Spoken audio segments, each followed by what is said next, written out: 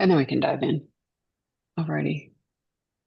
Um, but today I want to report some follow-up from last meeting, some tasks that I had to get done, and then we're going to talk about the blood products and fluids data elements, specifically clot strength as a laboratory test, which is something we said we would talk about after I got some information from somebody who does that for a living. Medications, we have anticoagulant and antithrombotic yet to look at. An example of the context type CDE and a qualifier type CDE. The follow-up items from last meeting were the group wanted to have burn and blast added to mechanism of injury, the fit for CDE, and that has been done in the system. Uh, I was able to get Dr. Schulman validated the burn mechanism permissible value list, so that new element is correct. The blast mechanism of injury had artillery added to it to its permissible value list.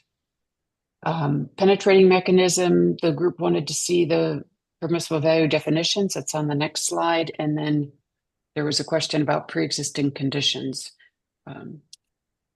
So this is the list, the permissible value definitions for penetrating mechanism of injury.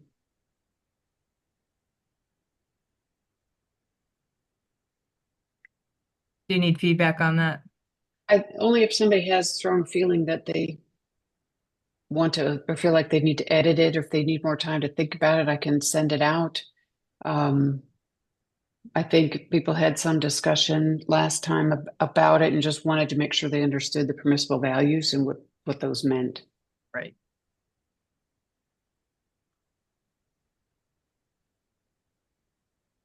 And these came from that group, so I think they look good to me. I think it wouldn't hurt to you're going to send the slides out to everyone afterwards anyway, right? Yes, Or ma'am. have already Hmm. done. So people Yeah. that may not be on the call will get a chance to read it. Okay. I'll specifically ask them to look at that and provide feedback when I send that out. Perfect. Okay. Pre-existing conditions, CDE, this is what several groups and the CDE steering committee have looked at and have recommended as a definition with this permissible value list that mostly came from NTDS. I don't know that there is anything necessarily to add to that permissible value list. We will be creating it, so uh, we certainly could add. Again, I can ask people to specifically look at that PV list and let me know if they have any pressing issues that need to be added. Sounds good. I think the permissible value we talked about in the last meeting was like some way to indicate that even just because it wasn't marked, having it just because it wasn't a lot of these values are not on the National Trauma Data Bank, so that we might just because it's not listed, is it not listed because the patient didn't have it versus it was not it was not collected, kind of thing, as a possibility.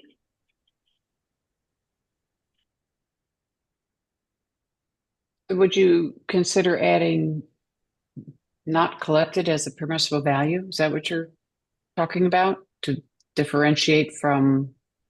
No, I think it was. I think there have I think they added mental some. I think with the pre-existing conditions, they added some mental health mental health Right. pre-existing conditions that Hmm. aren't collected in the National Trauma Data Bank. So if we get Oh, a data dump from the got National it. Trauma Data Bank, then you're going to We have won't have that. we won't have that. So there's a difference Okay. between not having it versus Right. um, that saying that the patient doesn't have it versus the uh, The the study. database that we are using Right. doesn't collect it.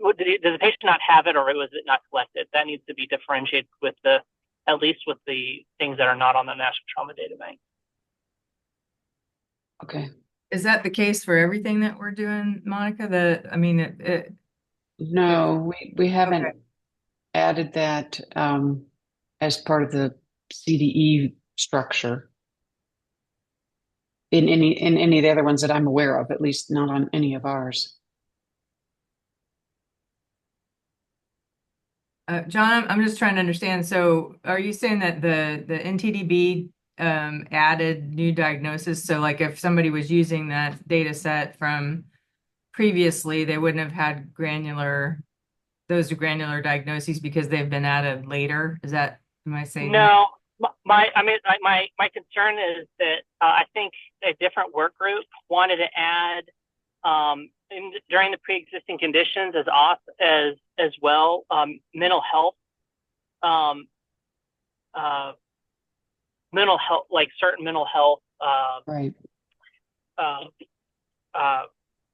Diagnoses that is not currently being that we're not getting right now with our National Trauma Data Bank. And so the concern is that when people are uploading this, they're going to say yes or no to the stuff that's being committed to the National Trauma Data Bank.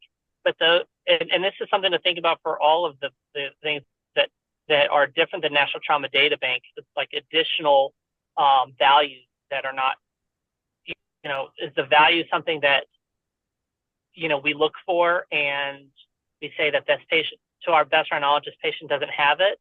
But if you're not even looking for it, we can't say that those groups of populations, I mean, I'm just making one up, bipolar. Yeah. So, I mean, the specifics on these disorders and this is from the NTDB, right, Monica, this list? It is. And so they have several specific mental illness diagnoses on here. I'm just trying to figure out what they would have, what other working groups would want specifically in addition to what's already here. And then they have an other mental disorder. So I just, maybe that's something to take back to the steering committee, Monica, is to harmonize what's being done on that particular issue of mental disorders across all the work groups, if that's a concern. Because they have, I mean, there's several listed here. Right. Olga, you have your hand up. Oh, go ahead. Go ahead, John. Oh, I'm not. I don't know off the top of my head but that's just they talked about the last. I don't know if affective disorder is one that's on the NTDB, but I think it's just I think they only added like 3 or 4 to it. I don't think it was very much. Yeah, it's on here. Schizoaffective disorder is on here. Schizophrenia, substance use disorder, post-traumatic stress, anxiety, depression.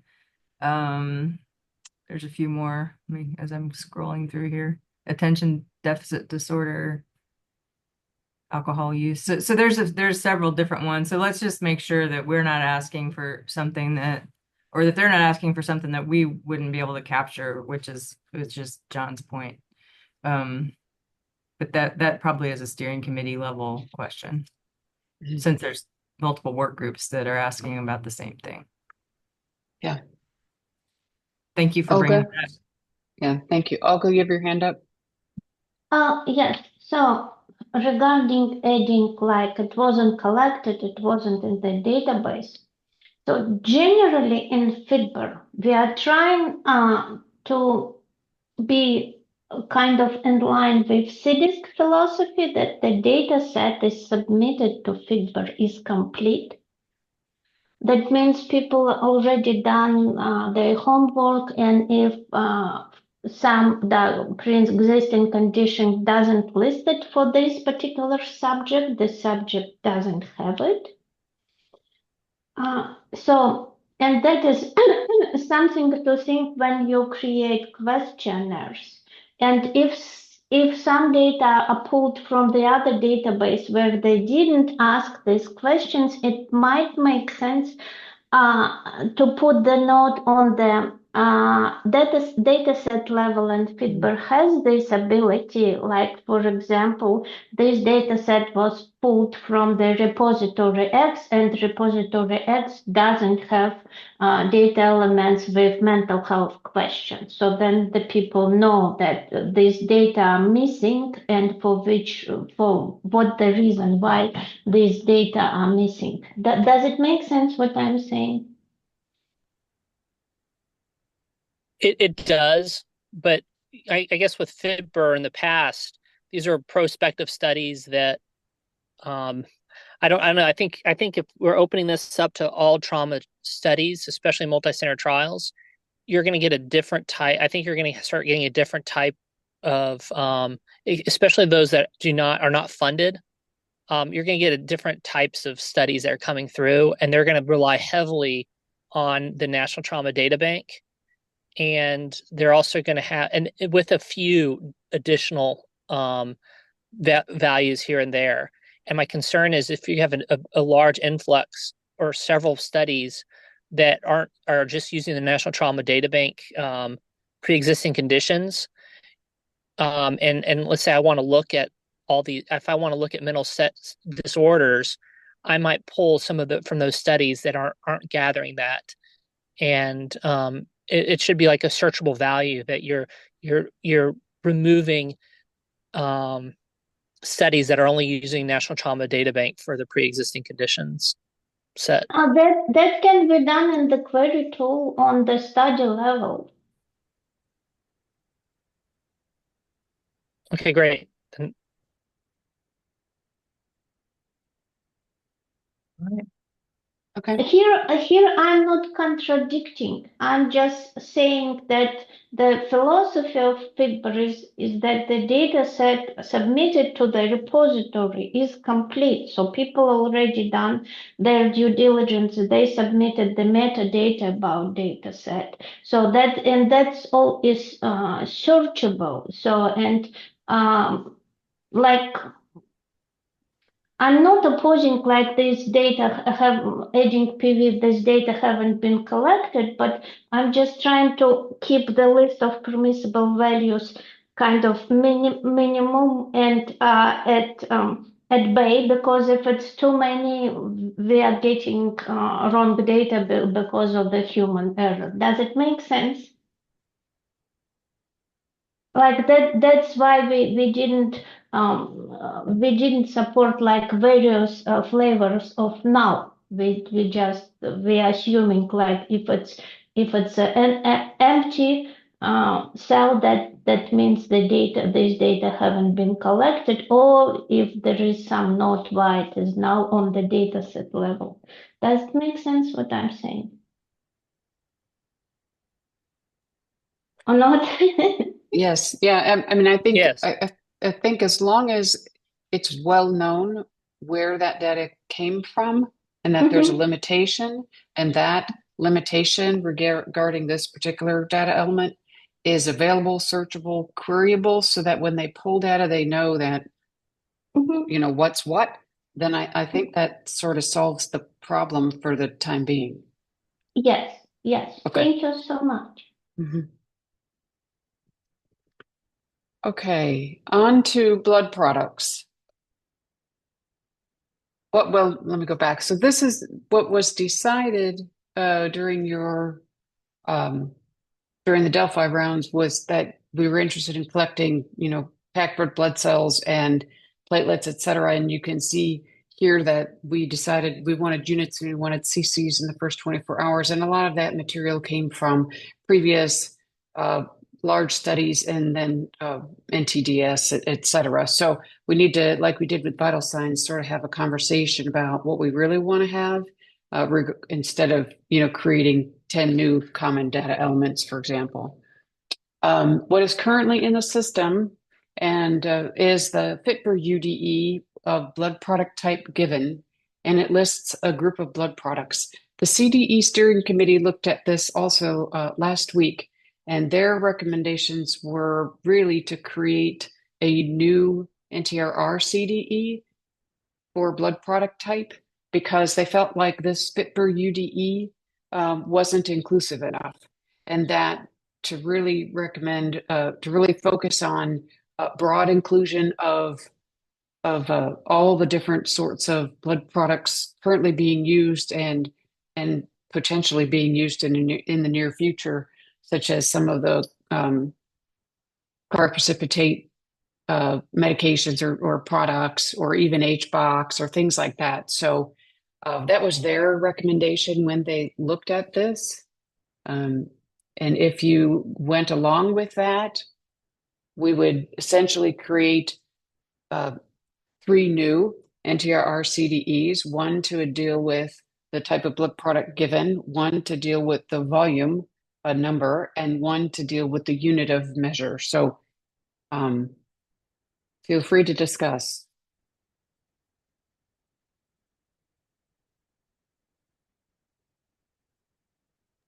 So that means for each blood product, they're going to have to enter 3 different variables in 3 different fields. They'd be linked though, right? Yes. Yes. Okay. So Yeah. I would recommend we probably create a form, right? A form structure that would make sense for a resuscitation scenario or something like that, and we can work on that later. But and it would be for, let's say, for the total product given in 24 hours, not every individual product given. Does that make sense? I mean, it's based on the design of your study. yeah. Valerie, can I ask a question? I'm sorry, I'm also in the OR, so I'm looking at this on my phone. But so if I understand this correctly, there will be a field for them to enter the type of blood product. Then the next box will be the volume administered. So that'll be a number like 350. And then the next box will be CCs. So they won't have an opportunity to enter, like they could enter either or. They could enter 1 in the volume and then unit for the measure, or they could enter 350 and then CCs, or could they mix that up? I'm just trying to figure out how that would play if they're entering a unit versus the actual CCs. So I would anticipate the CDE for product volume would only accept numbers. And that you, again, when you create the form, you would link the numbers, the volume with the unit of measure, which would only accept a drop-down list. So you couldn't sort of swap them if that's the case. Olga, you Yeah. have input?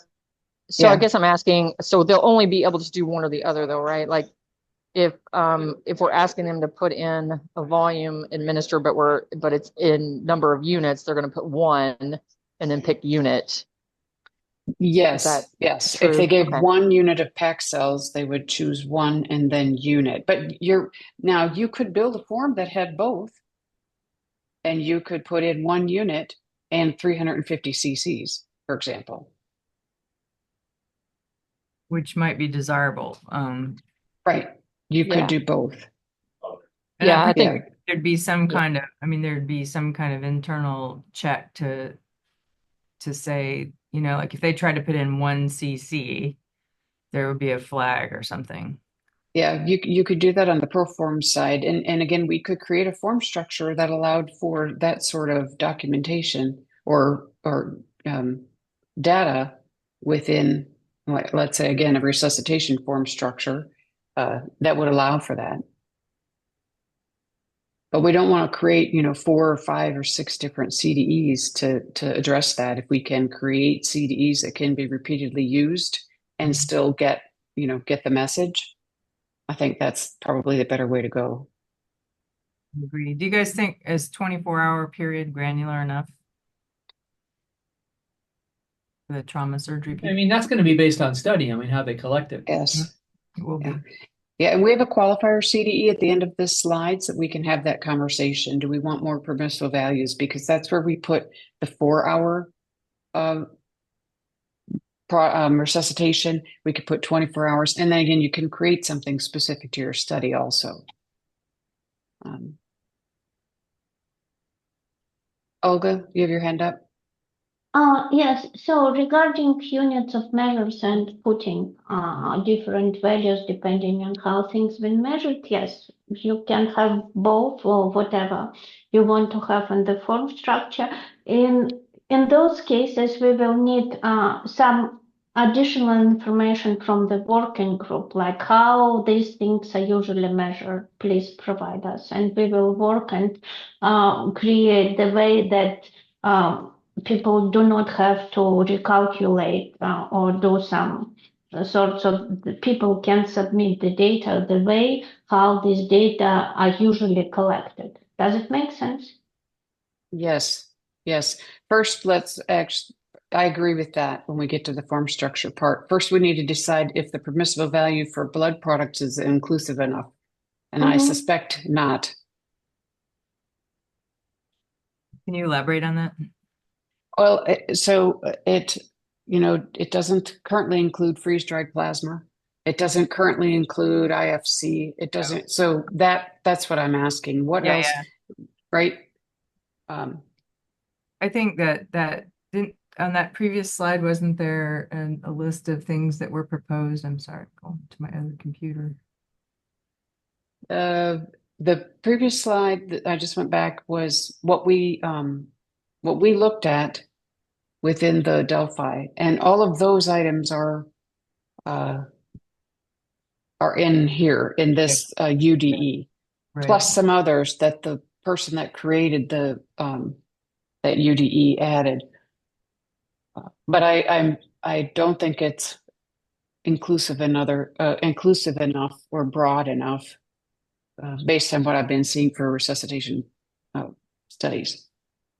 Yeah, and I think all the ones that you listed verbally definitely need to be in there. What do other people think? I agree, and I agree with that. And I was also going to say, whole blood, we might need to be more specific there because, low titer whole blood, or at Right, least, yeah, I think I agree. I think the more inclusive we can be here, the better. There's lots of different resuscitation strategies out there. Agreed. right. Lots And, lots of and they're different going to change. products. Yes, and that was something the CDE steering committee really wanted us to not pay attention to, but take into consideration that we're sort of building for the future. Um, so I would appreciate if people could give some thought either now or later, send me a list of what you feel should be in this permissible value set. That would be helpful. Okay. As well as the units. So I know IFC, I think, is in grams. And so if we need additional units of measure, I just need to know what they are. But maybe if you can send the group when you send out the follow-up email, just bullet Yes. those and say what else and Yep. you yep. Yep. Okay. On to crystalloids. This work group recommended collection of volume of crystalloid. It's not, I left it out of blood products because it's not a blood product. It does appear in a FitBur data element regarding circulation support type. However, a bunch of other things also are included there, and I'm not sure if this is something that you find would be helpful, or if we should entertain creating a new NTRR CDE for fluids, non-blood product type. So would this include like blood substitutes? Well, that's a great question. So that came up on the CDE steering committee, and I thought I heard them talk about the HBOX or the blood substitutes, HBOX as part of blood. Okay. They didn't have a big conversation about this other than it's probably meaningful. And so they left it up, up to us.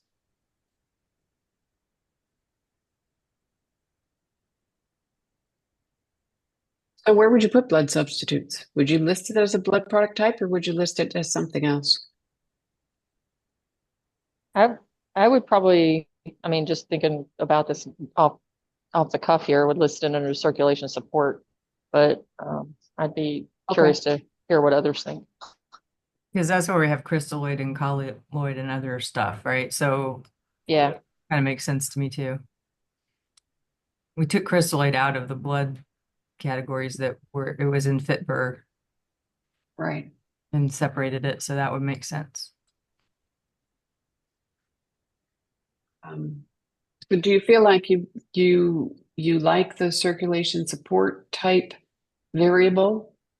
I think it doesn't have fit for CDE or Olga, is this a CDE or a UDE? Do you know? I cannot say from the top of my head.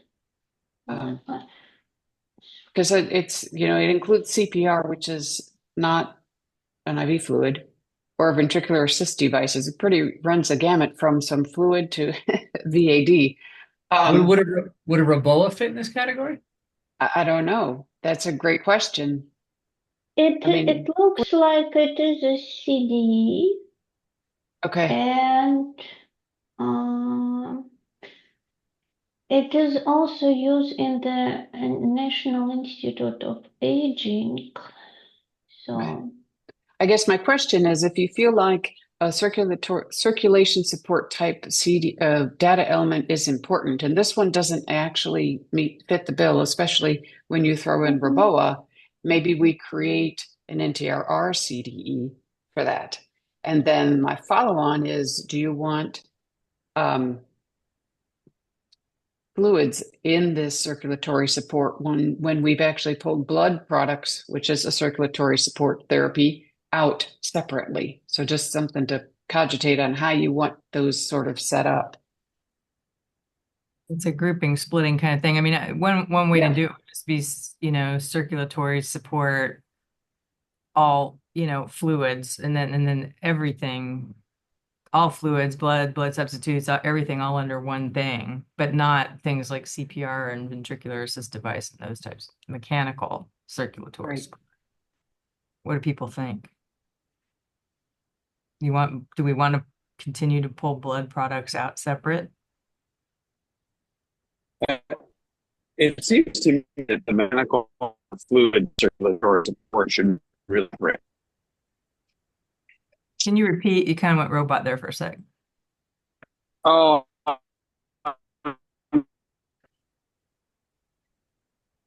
am I still a robot? I don't think Still a robot? you're just cutting out a lot. Hold on. Yep. So regarding circulation support type, it is actually an NINDS CD, Okay. but it was created a while ago. So it might be simply outdated. Might be. By its C number, it's a very old CD.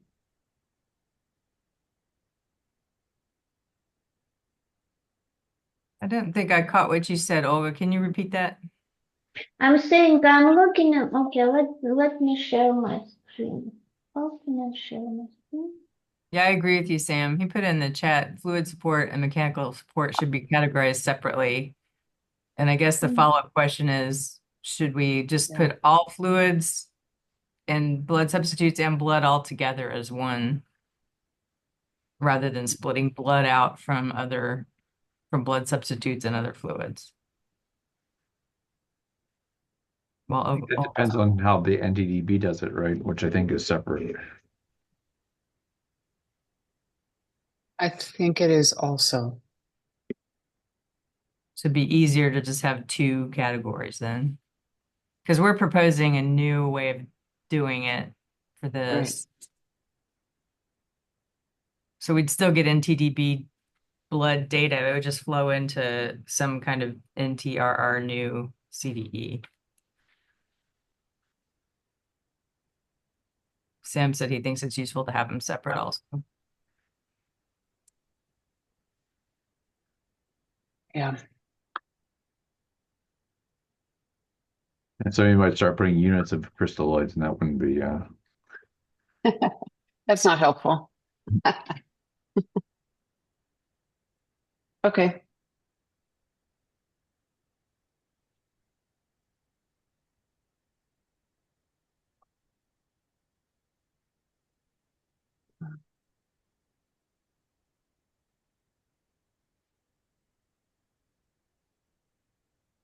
All right. So And there's a question in the chat, which I think is actually meant to say, do we know how the resuscitation pre-hospital group is doing it? Because we are the in-hospital group. correct. Lizette is on. Lizette, did pre-hospital have any conversation about blood volume given pre-hospital or fluid volume given pre-hospital? Well, she was on. Maybe she's not anymore. I don't remember seeing that within the pre-hospital work group. But I can certainly get with her and see what if there's going to be anything that we need to sort of consensus on with pre-hospital. Okay, Um, reasonable to ask. yes. And so am I understanding that we would have blood type? We would keep blood separate? Yes, I think that's the consensus of Yeah. Okay. Yeah. Right. And then we would have maybe fluid type. Mm-hmm. Okay. And then we would have mechanical circulatory support type. Is that right? Yep. Okay. Because I can mock them up for people to look at and comment then Okay. on, and they'll have to give me some permissible values. I'm not current in all that. So, but based on that mock up, I think you could pretty easily tell me what you want in permissible values. Yep. Okay. And then blood substitutes would go with fluids, not blood. Okay. I think that's what I heard. Yeah, that's what I would recommend. Blood substitute with fluids. Yeah. Yeah. Okay. Yeah. Okay. I just want to make sure I have my notes correct. Yep. Okay.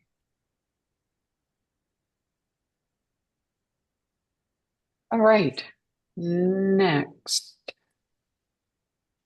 Oh, and even more fun, viscoelastic hemostatic assay. So last time we talked about this as a lab value, and I said we all decided we needed more information to bring it back to the group. So what I got from Dr. White, Nathan White at University of Washington, who does a lot of this stuff, is there are the three most common viscoelastic devices he gave me with the three methods, and they each have their own assays, of course.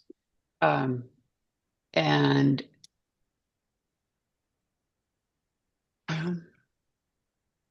there we go. And then within each, they have all of these. So, what would you like to do with this little grouping of lab studies?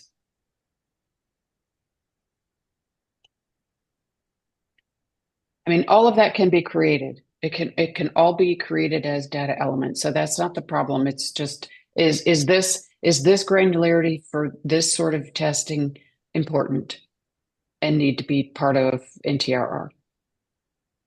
Can you go to the next slide one more time? Yes, ma'am.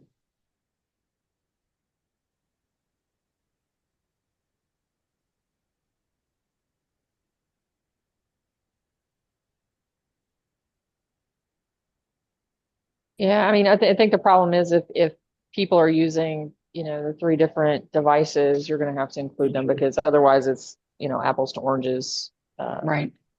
If we didn't do that, I was just looking to see if there was any commonality, but it's truly all different. Yeah. No, there's not. Yeah. Am I still a robot? Nope, you're good. Oh, you're good. Sweet. All right. No, I agree. I think the problem is that number one,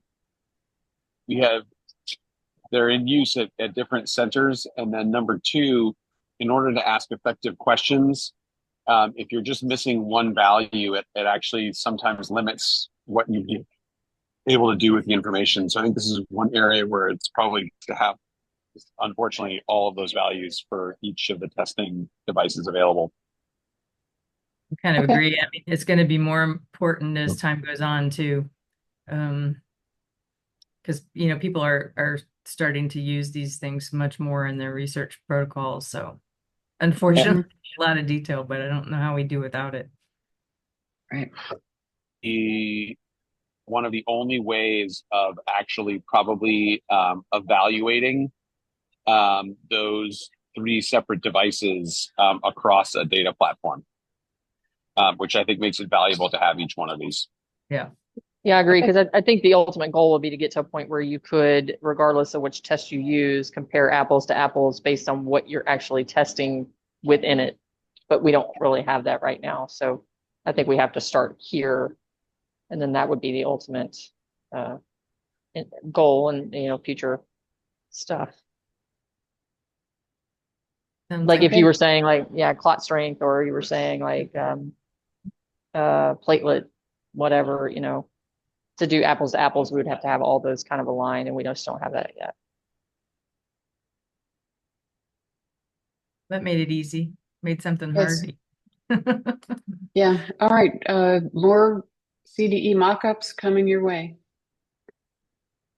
All right. Anticoagulants. This is an existing data element in NINDS and NHLBI. And the group came to consensus that it was important to recommend it be collected.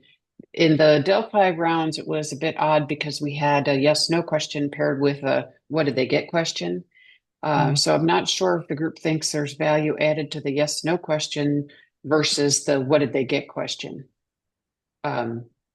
And if you're interested in the what did they get question, my question to you is, are these permissible values inclusive? I would say the permissible values are not only they're not inclusive, they're also not entirely clear. Like I'm not sure what full dose low molecular weight heparin means. Yeah.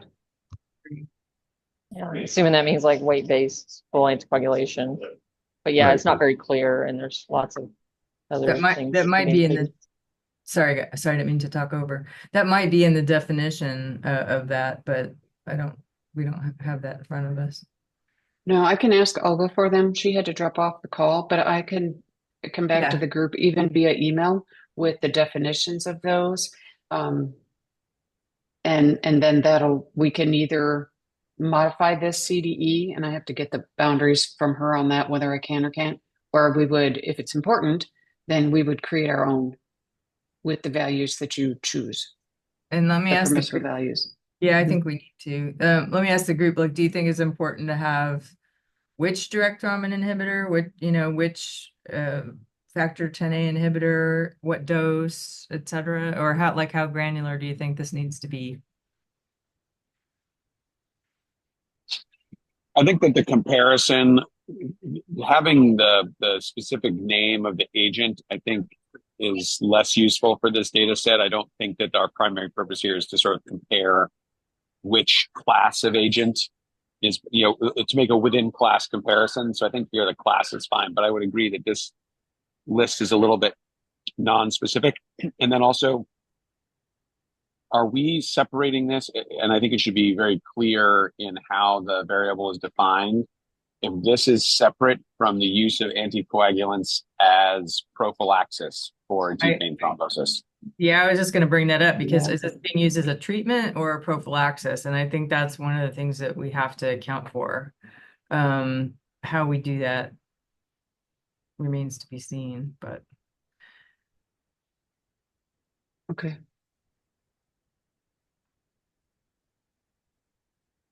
All right, I will get the definitions of these permissible values, but then circulate that along with a mock-up for discussion. Yeah. Okay. This is the devil's in the details, getting down to little work. It is. It's it's worth the time and energy because I think it'll actually be helpful. I agree. So same questions with antiplatelet agents.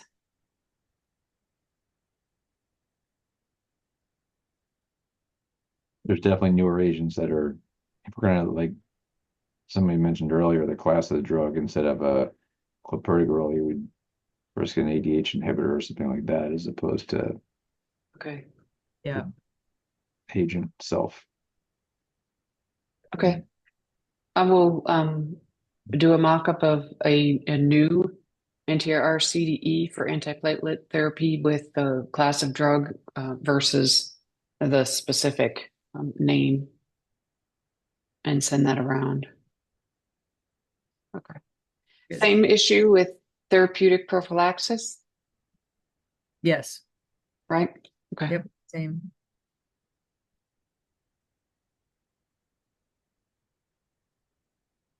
Okay.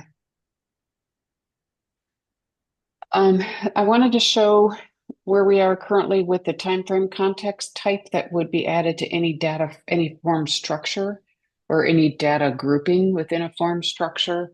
To to get your feedback on the permissible values. Are there other permissible values that you feel should be added to this list? This takes care of the first 30 minutes that comes out of NTDS with initial hospital, etc. Within 4 hours after hospital ED, you could account for your resuscitation volumes within 4 hours. Same with 24 hours. So What's the at discharge apply to? I'm not I mean, sure. I it's mean, just, I mean, does it mean like the entire hospital? Because we're talking about a time frame. So if I would to interpret this, I would think that would mean for the whole hospital stay, like from admission to discharge, in other words, rather than right. at discharge. Just need to Yeah, clarify. I'll have to get with Nick at the at discharge part because it might have been something from another group that they wanted to clearly annotate that that item occurred at discharge versus over a period of time. Sure, because there are going to be Right, values that we want like that. right. Both that we want over a period of time and at discharge, for Correct. example. Correct. Yes. So then would you add potentially to clarify that, add uh, during hospital stay Yes.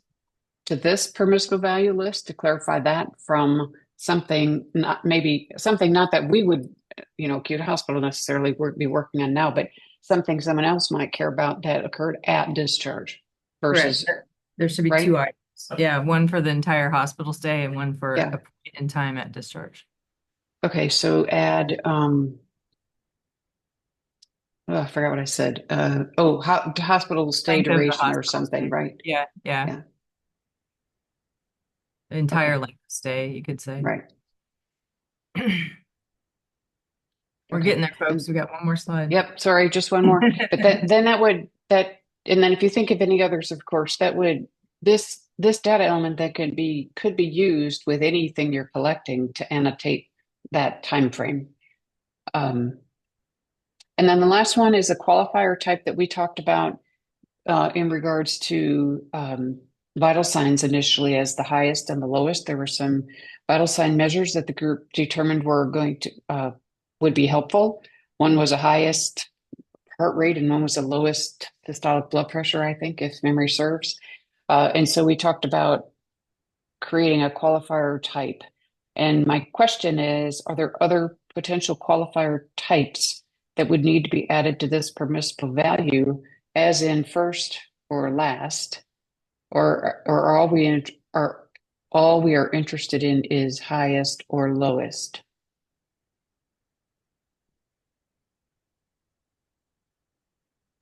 I mean, I think when we went through this, I had kind of been on the fence about, really the first, I think is important, the first value. I agree. I think if you're going to do first, you just do first and last, because then that might be your at discharge, or it might be 3 days before discharge, your sodium or your hematocrit or whatever people are interested in looking at. So I kind of like having that first and last indicator also. It's going to give you some kind of snapshot of where they are from when they arrive to, and people may be collecting that. For example, I just read a paper about average platelet average platelet value in a certain trauma population. And then of course then you've got to have like they were looking at range, and they were also looking at first and last. So there are studies that are using those kinds of values. Yeah. Okay, so definitely first, last with highest, lowest. And when I send this out to the group, I'll also pointedly ask, are there other, I don't know what they would be, but there might be some other qualifier that makes sense that we would need to add to the permissible value list. Mhm. Okay. All right. And that is the end. So we'll have a fair amount of follow-on work to do via email before our next meeting, but that's good. That means we're getting some resolution on a lot of the open questions that we've had. So thanks for putting all that together, Monica. That's a lot of work. Anybody have any last minute thoughts or questions? This is great. Yeah, thanks again for all the work and perfect timing because I'm going to have to run. So thanks, everybody. All right. Good luck with your day. All right. Thanks. All right. Thanks, everyone. Bye, everyone. Bye.